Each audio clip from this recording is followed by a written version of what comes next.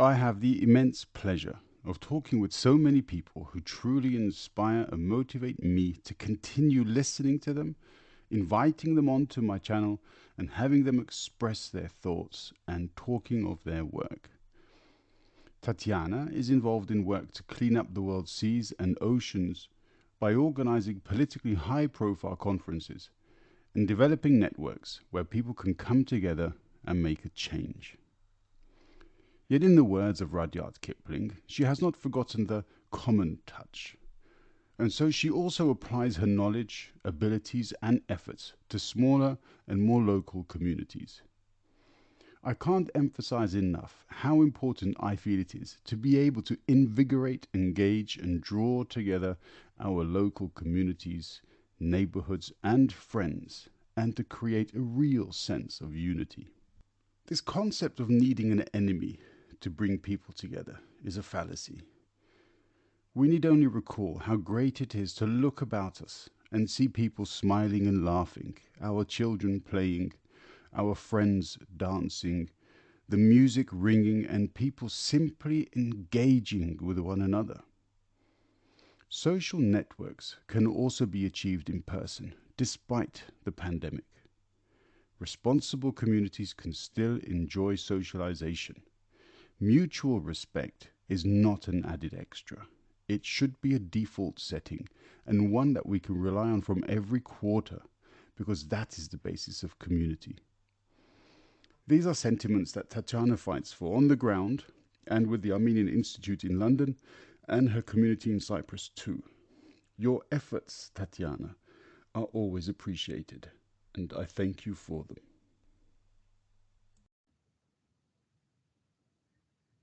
Oh yeah, it says started. Can you see that it's loaded up? It says started recording. Okay.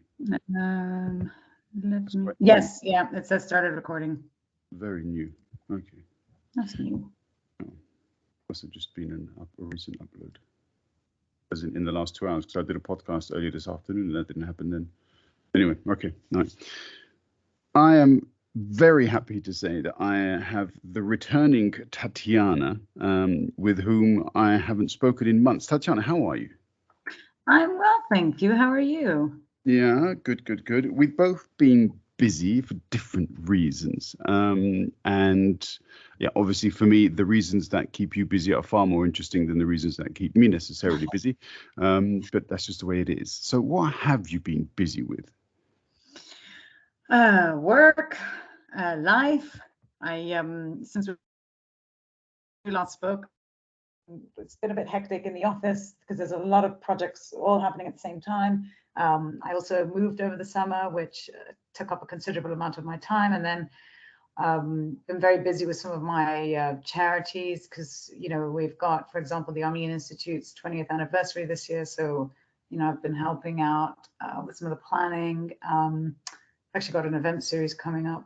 And then Alkionides as well. We've been doing a lot of fundraising and strategizing because we're raising about £1 million to buy a house. So it's been a lot of work going into that. And in fact, we had our grand raffle 2 weeks ago, and we had these wonderful prizes, including this beautiful ring donated by a jewelry shop in Cyprus that my mother secured for us. But we also had cash prizes, and what's hilarious is, or actually quite moving, is that the second cash prize was £1,000, and it ended up randomly being won by our president's husband, and they immediately donated it back to the charity. And the other cash prize was £3,000, which was won by a patient of ours. And when we called her to tell her, she said she didn't want the money, despite the fact that if there was anyone that needed the money, it was her. And she said she'd rather give 1,000 to one of our patients who's been 3 years waiting for a liver transplant, and the rest for us to keep. So it was a very, I thought it was one of the most moving things. You never really see things like that. Most people would just take the money and say, okay, I put the money, I bought a raffle ticket, I won, I'll take the money. So very nice. Very nice to kind of see that happening. Mm. Yeah, sort of human nature there's a hope, isn't there? Yes. Yes. Well, people argue that we've lost our humanity, but when you encounter people like these, then you realize humanity still exists. It's just you're not looking in the right places. Or we're being forced to look elsewhere. I mean, if we follow the characters who sort of, occupy the positions of leadership, humanity is seemingly quite scarce. Yeah. Yeah. Um, I think. Well, again, it's who you surround yourself with, and it's the environments that you put yourself in, and also you have to be involved. You From a distance, everything looks a bit. You'll always feel a little bit out of touch if you're not engaged, and when you are engaged, that's when you feel it. That's when you see it. Mm. No. Oh, okay. All right. Well, okay, let's get into a bit of the meat of some of today's topic, unless, of course, you are a vegetarian or vegan, in which case we can get into the sort of soya-based alternative. But yeah, you've picked up your traveling. So you said you spent the summer away. Yeah, we have slightly alternative perspectives on this. So I think it's only fair that you sort of throw in your 2 pence worth. About travel, Yeah. I'm very happy that travel's back. uh, I think we've all felt the impact and effects of the pandemic. I think a lot of people have reached that that boiling point, and it's been. I don't know. Maybe, I mean, everyone says that the UK lockdown was very harsh, and in many ways, I think it was, because I lived through a very short period of time Cyprus's lockdown, and I didn't think it was as terrible as people made it out to be, because you could go out, but you have your car. Everything is so close by that you could really, even if you wanted to, just drive to the mountains for a few hours and drive back. And you can't in London. It was near to impossible to do that, because you weren't even getting on trains or tubes or whatever have you. So yes, I'm very pleased that travel came back. It is interesting. This last summer, I went to Cyprus, and there weren't that many travelers at that time. I remember when I was returning, there were more passengers on the flight. And then at Christmas, it was, full, but again, not, I wouldn't say insane. The airports weren't insane, but I have to say this summer, you really felt like it was those pre-pandemic days in the airport, lots of people rushing around. And yeah, I mean, it was nice, actually. I'm not going to complain. Yeah, I mean, my thing about flying, it's very easy for me to be anti sort of flights here, there, and everywhere, because I have a real fear of flying. So every time I sort of come to the UK to see my son, my brothers, my family, it's like weeks in preparation of just pure panic and agony, and so, oh, I have to get up into the air again. So not being able to do that justifiably has actually been a bit of a relief for me. Okay.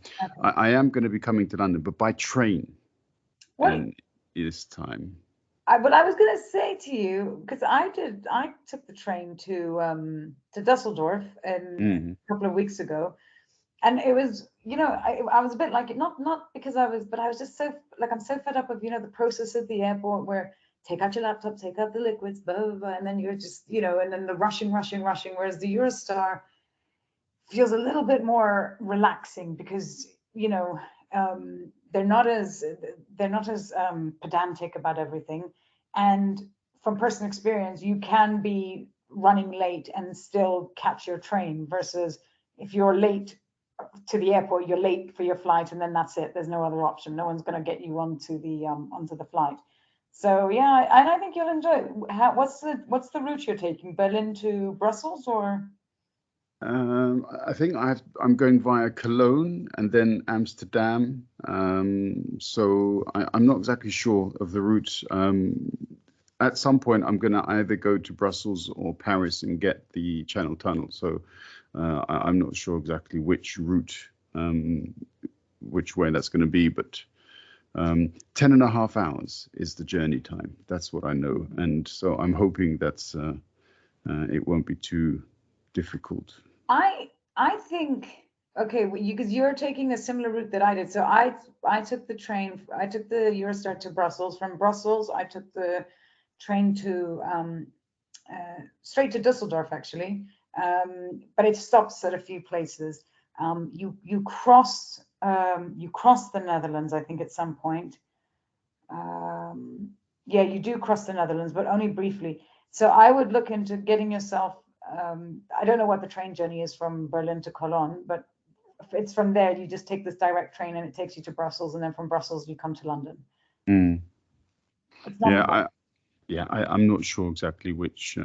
I think I'm going to do different journeys, there and back. So, but I mean, the ticket's already been bought, as it were. So I'm just going to get on the train at Berlin Hauptbahnhof, and I will enjoy the journey wherever it takes me, as long as I end up in London. So I think that's going to be the case. But yeah, I mean, but the thing is, obviously, for people such as yourself who like to travel further afield, the train isn't always an option. So, okay, Cyprus, I guess it's kind of hard to get a train all the way there. But you also went even further away a few weeks ago. So, yeah. Well, tell me. That was actually last week, and yeah, I was in Dubai. And do you know what? It occurred to me when I was like sort of getting myself ready for the trip that I hadn't done a long haul flight since pre-COVID. So I was like, oh my God, like what is a long haul? Because in fact, Cyprus is about 4 hours, 4.5 hours as well. So yeah, that was fine, in terms of, the planes have very strict measurements in place, so you have to wear your mask all the time, which I feel very comfortable about. Actually, I'm that person that goes to the air steward and says, I thought you said it was mandatory to wear masks, and this guy's not wearing a mask, and that guy's not wearing a mask, and then suddenly, you hear over the speakers, please note it is mandatory to wear masks. Yes, I'm that person. Generally speaking, people keep their distance and so on.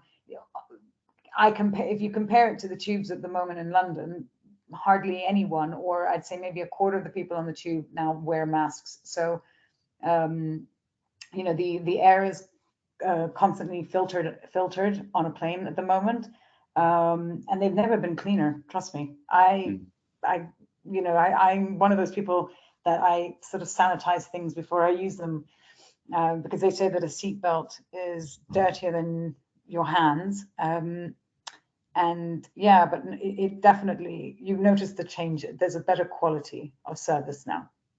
Okay. All right. I mean, yeah, like I said, I'm not likely to get on a plane anytime soon. But I also find that there is, generally speaking, sort of public awareness with regards to the environmental cost of flights. And there is, I read about a movement in Sweden where they encouraged using the rail network in Europe. And in fact, from January, Berlin's going to be a bit of a European hub for sleeper trains. So there is a lot of movement in the direction towards trains and away from flights. Listen, I mean, absolutely. But as you rightly pointed out, there are some instances where car travel or train travel is almost impossible, or even going by ship. I mean, everything has a footprint, right? And actually, ships aren't probably the best example right now, but I'm on my company steering cone, and we have a policy in place now that encourages people that where you can, take the train, because the impact on the environment is much less. Interestingly, I think, and I need to double check this, but I think in our budget review here, we've reduced the taxes on short haul flights, which is ironic because we're sort of talking about how we're going to address climate change, and then we're doing something like that. I think people should think twice about their mode of transportation, especially if there are other alternative options that are friendlier on the environment. I mean, it's extra time, but you know what? That extra time can be used to think about what novel you're going to write, what business plan you're going to come up with, or submit all those job applications you were planning on submitting, or I don't know, catching up with your friends. There's Wi-Fi and everything on trains these days. Yeah, I mean, I have spoken with so many people, and a number, who love traveling say, look, I feel the need to move to somewhere different, experience a different culture, to sense it from within. But they've said they're going to restrict their future travel to these sort of far-flung places to once every 3 or 4 years, as opposed to going maybe twice a year. I mean, this will have a substantial effect on the flight industry. It's just France, for example, has banned flying domestically. There was a discussion as to whether this would happen also in Germany. Has there been such a discussion in the UK? I don't think so, but I mean, I don't really know a lot of people that travel short haul in the UK. I mean, maybe some business leaders may have to, if they've got a last minute meeting and you need to get to somewhere. But I mean, the majority of one of the lucky things about Europe in general is the excellent infrastructure in terms of transportation. We've got fantastic transportation, trains, buses, etc. At least to as many, more so than a country like Cyprus, for example, where we don't really have many options. So I can't answer that question basically because I don't really know anyone. I personally don't know anyone who travels, like, let's say, from here to Newcastle by plane. I'm sure there are people that do that just for convenience. Maybe now with some of the new trains that we're building, that will all change, and it will make mobility much easier by train. Yeah, okay. I mean, well, I suppose we'll see how that develops. I mean, it's interesting, obviously, what you said about Rishi Sunak's budget. This kind of struck me as a bit strange, particularly when you listen to the sound bites coming out of Boris Johnson's mouth with regards to COP26 and the fact that they wanted to have a sort of lasting impact on climate change and the fight against climate change and so on. And exactly as you point out, this does seem a bit contradictory, doesn't it? Well, it's a balance between getting industry back up and running and getting that economy moving, which is desperately needed, versus the environment. This government says that they are committed to fighting climate change. There's no indication that they're not. I just think that it can be challenging, and there is a lot of pressure. The aviation industry has been heavily hit by the pandemic. I'd say more so than any of the other transportation industries. Don't quote me because I haven't looked at the numbers, but that would be my sort of at a glance impression. So yeah, I mean, I don't know what the logic is. I wasn't in the room when it was being put together. But yeah, I mean, we were actually some friends and I were discussing this morning the budget, just to sort of anecdotally just talking about some of the speech and things that were said. I do recall reading an article in The Guardian about how the Green Bank, I think that was set up by Messrs. Cameron, Osborne, and who was the guy that was head of the Liberals at the time, was in a coalition with David. He's now, what is he now? He's heading up one of these tech. I think he's like a representative. He's the chief communications officer for Facebook, or shall I say Meta? Yeah, that's another topic, I guess. I've forgotten the guy's name, but obviously you know the one I'm talking about. Nick Clegg, yeah. That's the one, Nick Clegg. Yeah, so they set up, I believe, what was called the Green Bank, which would essentially be the government's funding of green initiatives, projects, and so on. But then a few years later, The Guardian reported that under a Conservative majority, the need to force the bank to only invest in green initiatives, they removed the word green from that. Now, I'm not sure whether or not that's down to me having misread the article. I'm pretty sure that wasn't the case. I take it you don't recall this then? No, I would need to go and I need to go and research it because I'm not familiar with it. No. Yeah, I mean, it's just that's why it kind of, this concept that the Conservative Party has really embraced climate change, I'm just not so sure about. And I think back to those kinds of decisions. And I also think to the number of years in the last 10 years when investment in fossil fuel initiatives continues to far outweigh renewable energy investment, even though recently there has been greater investment in renewable energies. It still doesn't go beyond investment in fossil fuel extraction and projects. So I'm kind of a bit suspicious. Well, look, it's funny. I was just having this conversation with someone the other day. The truth is that we, as alternative energy sources are being developed. There's a lot of investment going into it. A lot of big firms are, fronting out the cash. The big oil companies are buying up a lot of new innovation and investing in a lot of these alternative energy, because the future is green.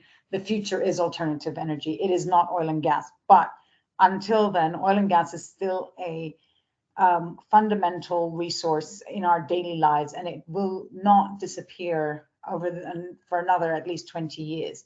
Now, that's not to say that work isn't underway to change that, but the reality is that you cannot sort of undo yourself from it and walk away from oil and gas, now, today, tomorrow. It just wouldn't happen. But it's the reason why countries that previously their entire economy was based on this industry, because that was their resource. That's why they're transforming. This is why they're divesting, and they're investing in new ideas and in tech and so on and so forth, because they also have woken up and realized that the future is green. But the journey to green or blue, because there's blue energy as well, takes a while. Because the other thing is, it's not just sort of developing the technology. It's okay, well, how do you scale this? How do you scale this up in a way that you make this accessible to the masses? Because that's a big challenge. It's a huge challenge. It seems easy, but it's really not easy. And I am not an energy expert, but in my sort of humble opinion, that is my opinion on that sort of the green vision or blue vision. Yeah, well, I mean, look, I speak with people who sort of write up guidelines for grids, as in power grids, and how to introduce new stations to the power grid, and how difficult a process it is, and the number of different standards that have to be adhered to, and so on. So you're right to say the infrastructure the upscaling of that infrastructure, it's going to take time. It's, the fact that we simply don't even have high quality internet connectivity all over the place suggests that building infrastructure takes time. That's fair enough. What I fail to see is the preparation for, in some cases, something like an emergency stop. Friends, yeah, okay. I'll give it a bit of an explanation. So, friends of mine who sort of grew up in the former East Germany, they always, they laugh a bit when they tell me this story. But basically, they learnt in the 1980s how in their classrooms what to do in case a bomb was dropped on the school. Yeah, and so the 8, 9-year-old kids had to as soon as they heard an alarm, they had to jump under their desks, or they'd jump into a basement, or they'd run to some kind of a sort of area where they were, which was considered to be safe if they were in a certain part of the school. At some point, we're going to make a switch from our established energy grid or energy source to renewable energy. And that transfer is not going to be smooth. I mean, I'm sure, Tatiana, you've worked at companies where they've introduced new software, and no matter how much you test new software, there are always bugs, right? Yeah. So when you switch to any kind of new technology, there are going to be bugs. There are going to be situations that completely unforeseen situations that arise we're not going to be prepared for. However, there is zero planning going in right now as to how we are going to cope with an emergency stop. The worst case scenario, how we go from having electricity at the moment to then tomorrow we press on the switch to go towards renewable energy 100%, and boom, nothing happens. Everything crashes. There's no preparation for it. And this is going to take years. Yeah, but I mean, humans can be quite savvy, and when we're really in a stitch, we really know how to kind of unstitch, or get out of a sticky situation. I would say that, and I can't talk too much about this because I don't know what kind of work is being done, what kind of research is being developed to address this question, to answer it in any meaningful way. But I would say that I am sure that there are people thinking about that, and as you rightly pointed out, it's not going to be an overnight switch, and it might be that there's that transition period, because you're going to need to test it. Costa Rica tested green energy. They went green for 24 hours, but that's as long as you can do it for them at that. And again, I don't know the full details of it, but they did that for 24 hours, which is huge. Now, how you do that, how you turn that into 365 days a year, that's the answer that I don't have. What do you do when when your energy supply drops? Well, I wouldn't know, but I mean, I would assume that that's going to require a lot of money. You're going to need new types of skills, new types of engineers, and we need to start preparing. We need to start skilling people up, and we need to start preparing for the future. But I also would argue, do we actually know what skill sets we need right now? Do we know what that infrastructure is going to look like? Like, what do the new, what do these, supposed grids look like?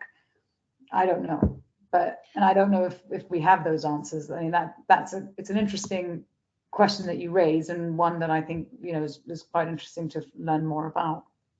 I mean, later on, we're going to talk about a book by Chris Boyajan. So I'm kind of loath to introduce another book at this stage here, because we could talk about it later. But that's fine. We'll keep it separate. But there is a book. I'll put another book, which I'll put the link to in the notes, because I can't remember the name at the moment. But basically, it's based upon, it's a trilogy where there is an electromagnetic pulse, which basically wipes out large areas of eastern USA, and basically everything with a chip in it stops working.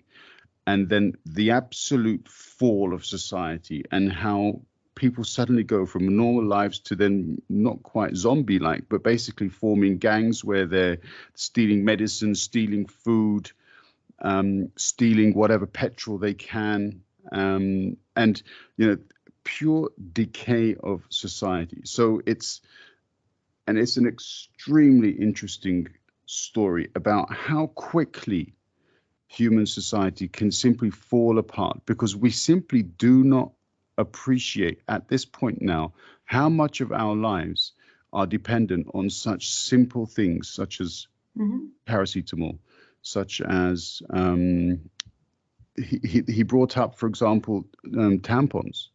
And access to these kinds of hygienic things for women who, men really don't think about it. But obviously, women have this menstrual cycle, they are going to be bleeding. This necessarily involves a certain amount of, sort of hygiene has to work towards that.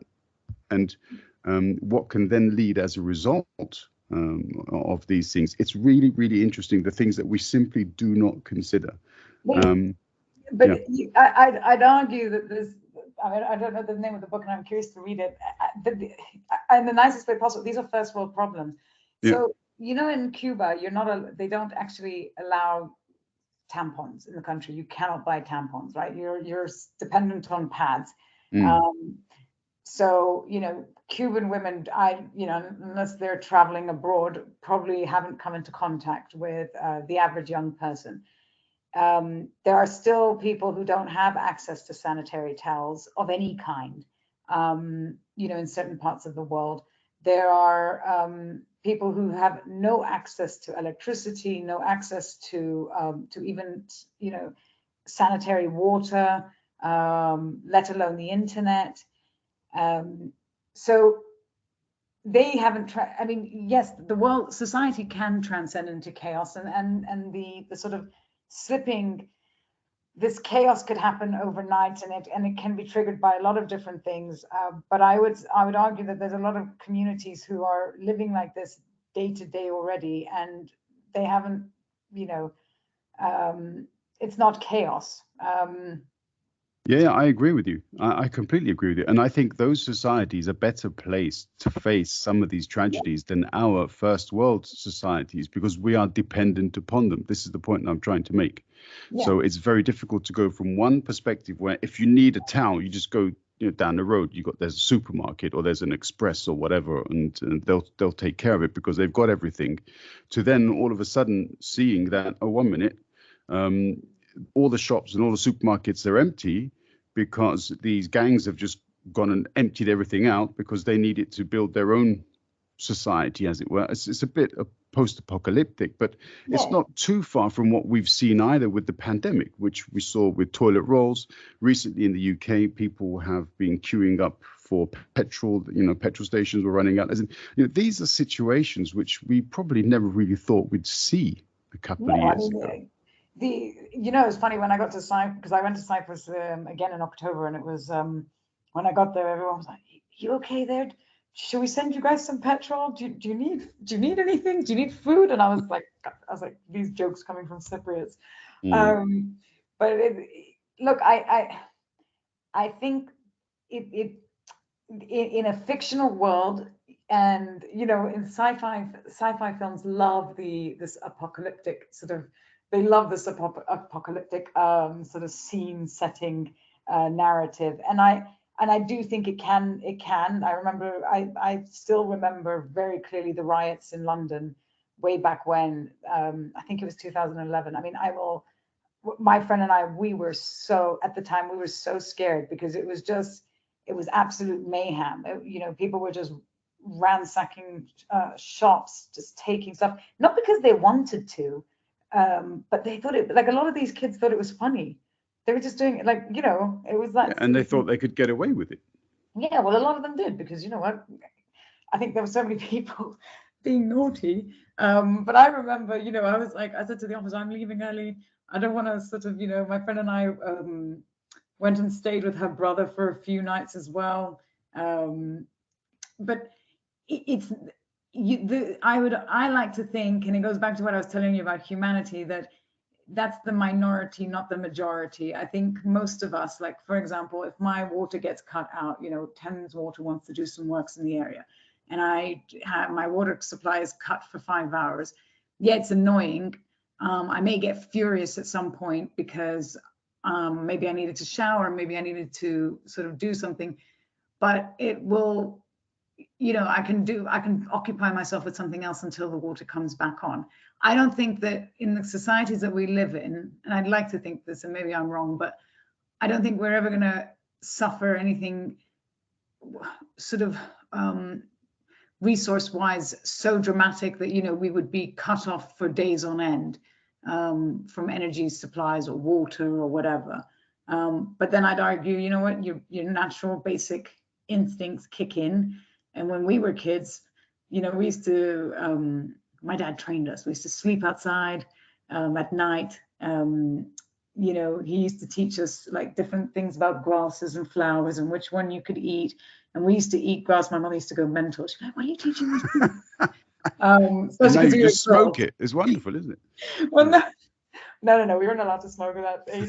Yeah, you know, but these are tips for, you know, this is how you sort of build resilient people or resilient children. You're preparing them. Like, you know, I laugh at my parents because my dad used to send us off to go buy him cigarettes on the weekend, and we were like 4 or 5 years old. I mean, it was down the road, but it was on a, you know, you'd have to go to the end of the residential road and then you'd go onto this busy road.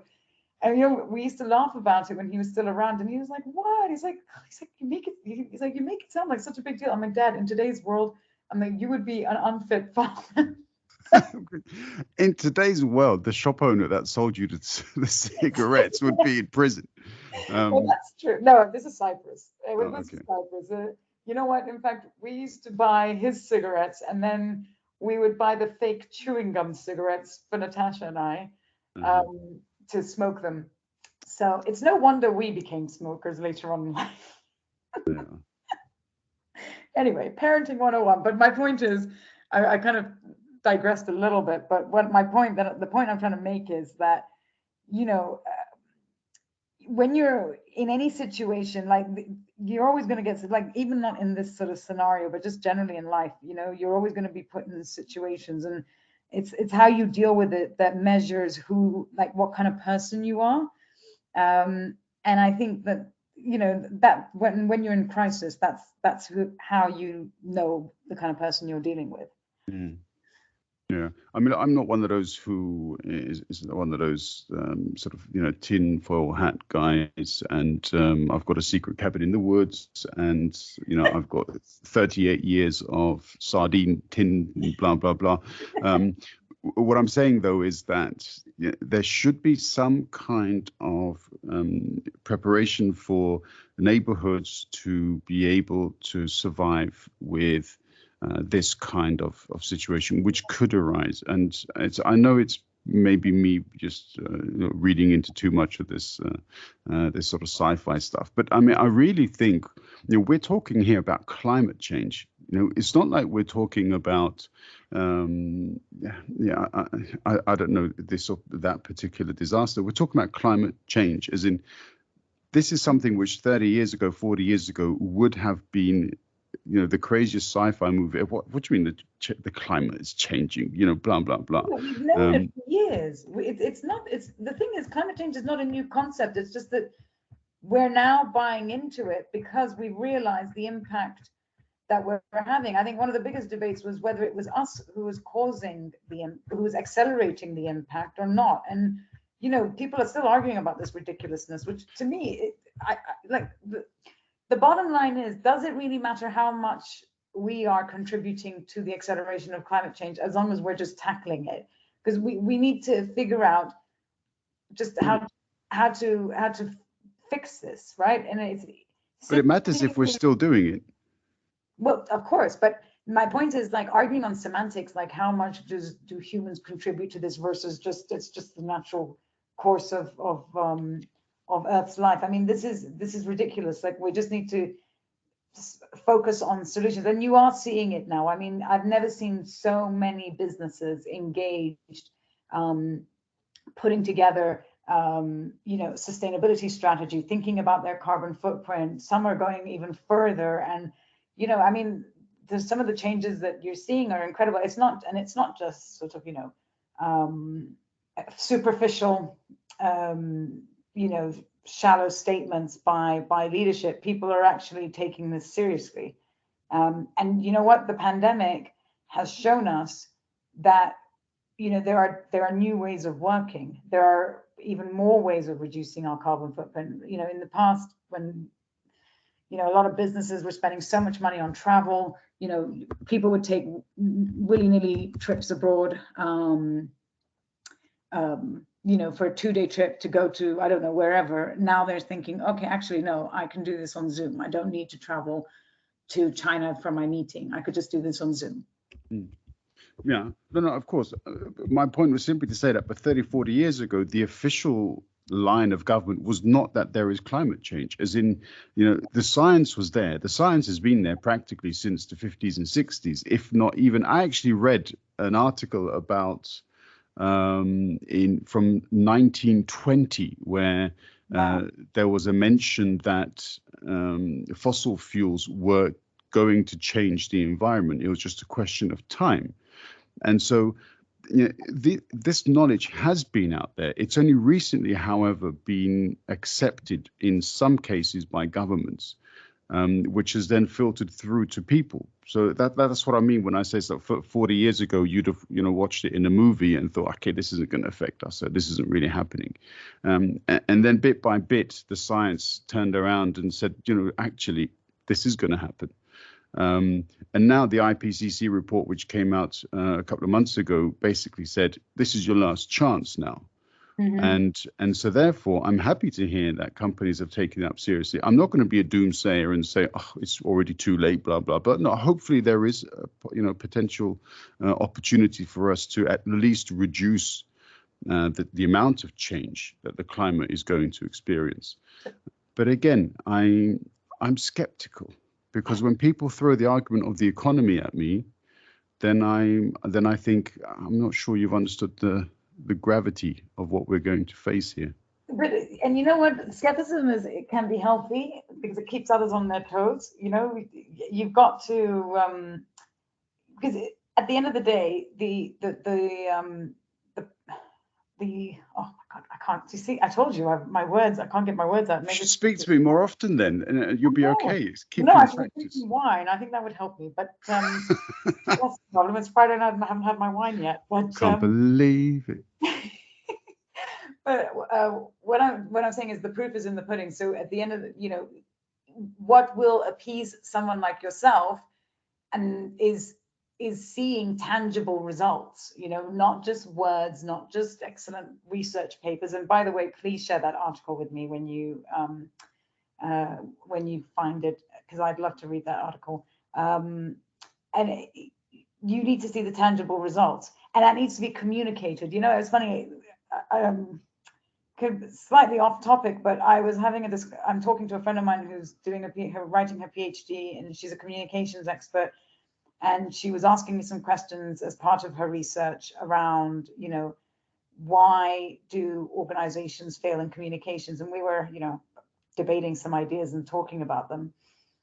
And, with all of this, communication is important, right? So how you communicate the big announcements from COP, what the action points are, that level of communication is fundamental. And not to kind of go completely off topic, but I always think back on the EU and Brexit, right? And by the way, I've put to rest the fact that we are out now, so I'm not bringing in the Remain story here. But if you think about one of the biggest challenges that the EU still has today is its inability to effectively communicate what it does and the impact that it has created on European society. And when you don't understand that, or you're not explaining that to people, then you have this break in communication. It's the same thing with, we're not going to talk about it, but the unvaccinated versus the vaccinated. People are just not getting access to enough information to really understand the, why being vaccinated is great or good. I want to say great, not to offend. But yeah, keeping people atop, bringing in people to sort of share ideas. Also, there's so many different ways to do this, but if you want to keep people engaged, if you want people to realize want people to know about all the great work that's taking place, and you want to demonstrate that impact, you need to communicate it to them, because talking about it from a policy level or between business leaders is not enough. The everyday average Joe needs to know, and Jane needs to know as well.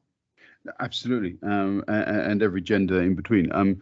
I would say that you are absolutely spot on. I think that there are different kinds of communication, and far too often the specialists kind of lose themselves in the kind of information which they like to see. So when you get a new boss, the new boss comes and says, "Okay, I want you to present the information in this way." Because that's what I understand best. And so then you have to reorient yourselves towards, what the boss wants. And then, another boss comes and says, "No, but I prefer more words. Yeah, I can't understand these graphs." I mean, when I come to teach, stuff like grammar, for example, some people understand the words and other people want to see some kind of illustrative example of grammar in action.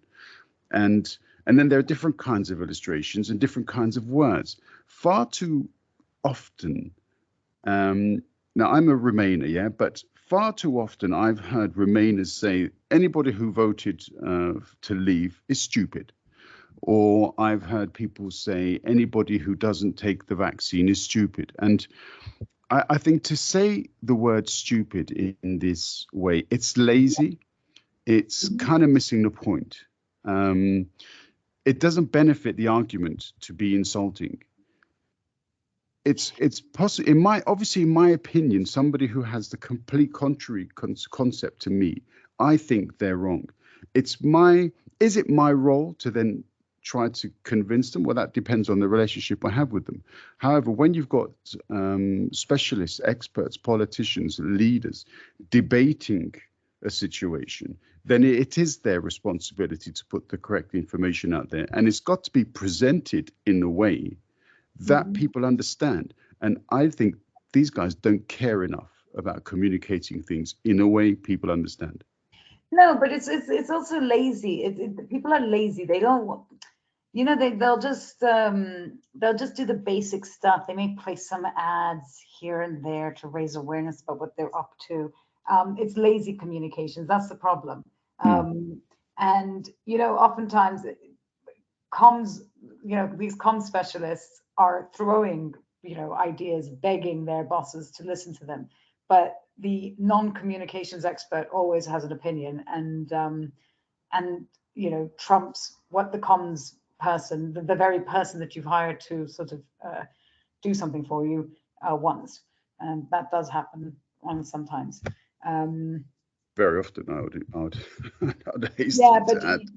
But and again, but your point about, what you're saying also leads to this sort of bigger discussion around the polarization of our world and politics and everything in between. I have friends who are vaccinated. I have friends who are not vaccinated. I personally do not care whether you're vaccinated or not. However, if I'm going to go out with you, I want to know where you've been, who you've been hanging out with, so that I can make an assessment as to whether I do want to meet up with you, or if I'm just happy to talk to you over the phone. Because me personally, I am back out and about, and as I mentioned, I'm traveling, but I'm still very careful. I'm not relaxed about it.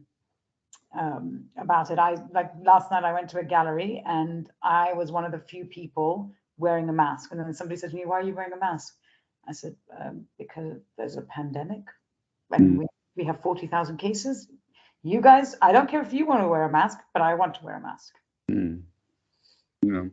No, absolutely. I agree with you. I mean, people are still dying from corona, so it's the numbers may be less than they were earlier, but that doesn't mean that the numbers aren't going to get worse over the winter and late into the autumn either. So yeah, okay. We said we would not descend into the bowels of corona. You just talk about polarization. Yeah, no, of course. There's a lot to be said, though, here, Tatiana, and I would imagine that you are far better versed in the alternative forms of communication than I. I would simply say that we need to find a way of not only being able to communicate certain kinds of information, whether that is scientific or ethical, to the general public. But we should also try to find ways to engage people in discussion. Far too often you see people like, I don't care, I've had enough, I don't want it, doesn't interest me, blah, blah, blah. And you can't find an amicable solution when people do not want to engage. Yes, this is true. From a community base to work in a working environment to families, in at every level, I think. What is your, I guess, what's your question to me though? No, my question was simply not even a question really, it's more like an open invitation for, for the kind of, the different forms of communication that there is, because you've worked with so many different organizations and they specialize in different kinds of communication. How open are these organizations to trying different things? I mean, I'd say that they are open. I think the biggest challenge is money, because these are for-profit businesses that have to operate, that have to pay staff, pay for office buildings and all sorts of different things that come with running a business. And there's the one side that the journalism, now especially where we live in this sort of like subscription world, majority of news organizations, I'm going to focus on news organizations right now, but news organizations are subscription based, majority of them. I think Guardian and Daily Mail are probably some of the few, some of the sort of, I don't know who, but I think the Daily Express is also, and the Independent.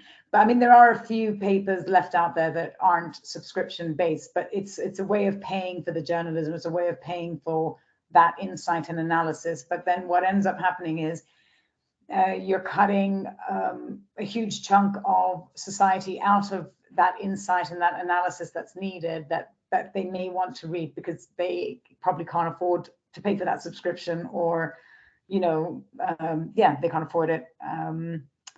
So that's a big challenge with news. There's always opportunities to tell those stories, whether it's through film, whether it's through articles, whether it's through research. We at The Economist do a lot of research. You can launch campaigns, you can launch ad campaigns, you can run email campaigns, you can go on, you can sort of access people through social media, TikTok videos if you wanted to. I mean, I think that our attention spans are so small that in many cases, I think these sort of smaller soundbite videos work better to kind of just pique people's interest, and if they want to follow up. But then you've got people like Netflix who are doing such a great job with informing through these sort of really powerful documentaries on all sorts of topics. The BBC does an excellent job of this and always has done. There's all forms of communications. There's so many. Getting people involved from a local level, giving people access to information about how they can themselves be involved. That's quite critical to this as well. So I don't know if I'm answering your question, but there is a role for all sorts of organizations. The biggest challenge is that these things do need to get paid for, unless it's a government-sponsored initiative, in which case, the funding is allocated for it. Okay. All right. Yes. In response, you answered at least enough of the question for me to walk away satisfied from it. How many points do I get? I have to work it out, and I'll email it to you later on. Yeah, but no, thank you for that. what we'll do though, because I'm, as you said, people's attention spans do not tend to be too long. So we've got two more sort of main topics to discuss, but I don't think we necessarily have to focus much on Halloween. But I mean, Chris Boyajian, Hour of the Witch. Please tell me more. Yeah, so this was my summer read, and I literally could not put this book down. I mean, all I was doing was, in between my dinners and bars and whatever, I was literally just looking forward to the moment when I was going to be at the beach with my book, just reading. And this is a new book of Chris Boyajian. So he's an American-Armenian author. He's written a number of different books. I've read The Sandcastle Girls previously, which was excellent. In fact, my father gave me that book. That's how I discovered him. Most people will know him because one of his novels, The Flight Attendant, is now an HBO TV show with Kaylee Kuko. And I don't have HBO, so I've only seen the trailer and it looks fantastic. But Hour of the Witch, to the point, is his latest novel. It looks like this was a book in the making for many years, having read the acknowledgements at the end. It's based on a woman living in Boston in 1662. She's married to a man, and you sort of quickly realize at the start of the book that she's not happy and he's abusive towards her, so she tries to leave him. And it sort of goes from there. The theme of witches and witchcraft and women's rights, violence against women, all of those themes are sort of very, they're constantly coming up throughout the novel. It's very well written. It's a very engaging book. I think it's quite relevant, even if you were to apply it to today's society as a book. And I really enjoyed it, and I can't recommend it enough. It's definitely one of my top reads this year. Okay. All right. Yeah, I'll make a note. I'll put it in the podcast notes as well. It's always good to promote a new book. I mean, as you say, Chris Boyajian is a well-established author, so he definitely doesn't need my podcast channel to plug. However, there are a few people who may not have heard of him, and so if they find it through this, then even better. Yeah. Cool. All right. Yeah, as you know, I'm really into gender equality. So any kind of story which sort of raises a voice in that direction is worth a mention from me too. Okay. All right. In that case, you are so quick and efficient, Tatiana, with your words. You wordsmith you, that you actually have left us a bit of time to talk about Halloween. Can I yeah, on that, please. actually, because this is something that's been eating away at me recently, because I've noticed that sometimes when I'm on a panel or I'm presenting, some people will speak for about 20 minutes, and it's not that they're not saying things of use, but I find that I will say what I want to say in like 3 minutes, and I think, could I have said more? Should I have said more? Why can I talk for 20 odd minutes? So it is something that it's funny you say that, because I've been thinking about this, because I recently presented something and I just somebody else spoke for about 25 minutes and I spoke for about 10 minutes. I thought, should I have said more? Yeah. I mean, I guess a lot depends on the impact that you actually have. Whether I mean, it's good then, I would imagine, to speak to the people in the audience thereafter and say, okay, so objectively speaking, what was better. Normally, I mean, a lot of people who I've spoken to who are more experienced than I when it comes to presenting. You are very experienced in talking on panels and so on. So I'm not lecturing to you at all. But they have always said to me that they prefer to keep their main presentation short because they want to give more time for questions at the end. Now, it really does depend on the panel organization, though, whether or not there will be questions and, I mean, so I don't know where you've been. So. Yeah, no, it does. I mean, I do find though that online trying to get people to engage through Q&A can be a bit of a challenge sometimes. Sometimes people are more than happy to jump in. I think again it depends, and it also depends on the content as well. Of course, I personally, and by the way, we're so off topic now, but I find it very irritating when I'm moderating a panel and I've told, I've briefed the speakers and I have said, keep your comments to a minimum because, we've got 45 minutes to whittle through, like down, 5, 6 key questions, and I want everybody to speak. And then one person always takes 5, 6 minutes of the discussion away, just talking. It's frustrating because you want to have the different opinions, you want the conversation to flow. And sometimes if someone's talking for far too long, you then have to change the topic because you don't have time to stick to the same to hear from another speaker on the same topic. Yeah, and I mean, you and I both know that 45 minutes with a panel of just one, as it were, is not a very long time at all anyway. So if you've got 2 or 3 people there and you want to get through 2 or 3 topics, then you really have to rush. So yeah, okay. Well, hopefully then your speakers in the future will be a bit more considerate. I'll share this with them and say, by the way, passive aggressively, this is what I think. Absolutely, yes. And if they don't get that, just whop them over the head with a spoon or something. Yeah, Halloween. So somebody asked me this week, are you going to celebrate Halloween? You're Brit. And I said, well, actually, it's not necessarily, this is sort of big British tradition, but I'm not against it. I think any opportunity people have to celebrate anything should be sort of grabbed with both hands. It's not really for me, though. It's not my kind of celebration. What about you? Do you get dressed up and go to some crazy party, or do you go trick-or-treating? What do you do? Well, I get excited about Halloween, even at my age. And I don't have children either. So I don't do trick-or-treating, but I've always been up for going, dressing up, going to parties and so on.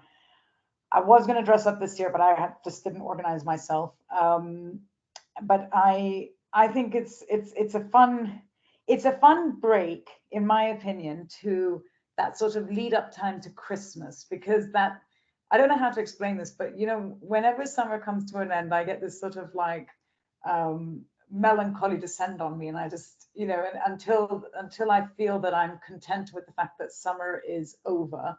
And sometimes when you come back from a place like Cyprus to the UK, but it's raining and literally you're in 35 degrees heat the day before, and suddenly you're in 20 degrees heat, and you're like, why?